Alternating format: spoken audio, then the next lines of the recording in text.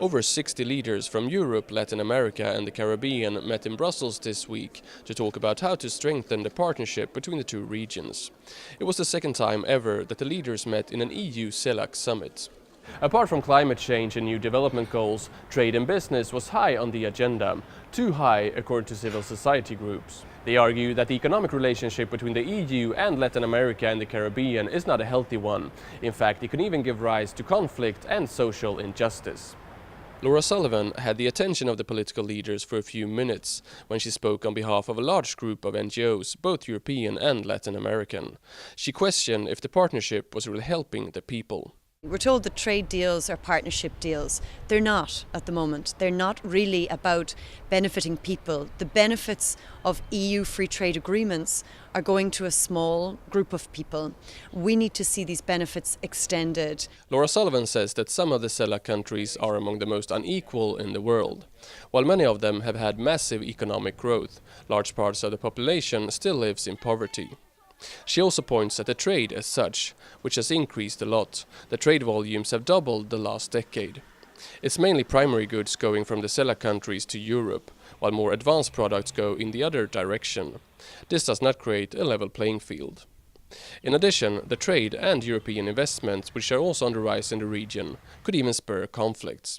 In some cases, yes. Unfortunately, what we are seeing at the same time is a growing phenomenon of land grabbing, of pushing people off their land, and of violations of people's rights. Luisa Santos, director at the European business organization BusinessEurope, thinks that you cannot put all the responsibility for problems like land grabbing on European companies. It's also due to political instability. And there, European businesses can play an important role in creating economic stability. She argues that trade and investments are good for both parties. But we believe it is a win-win situation because we are indeed importing sometimes raw materials or primary products, and we are exporting technologies. But we are not only exporting technologies directly, we are also investing locally.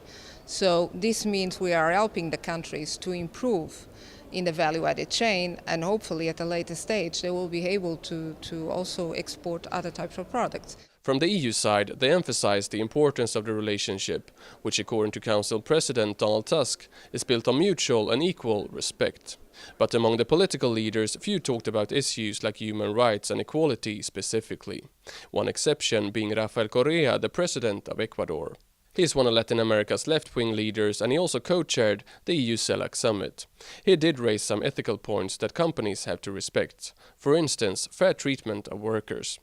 Sobre el fundamento de salarios dignos, de condiciones justas, empleos de calidad, con el principio de ubicar a los seres humanos por sobre el capital, porque no puede ni debe haber empresas exitosas en sociedades colapsadas por la marginación y la pobreza. President Rafael Correa also mentioned the importance of paying company tax. Laura Sullivan agrees.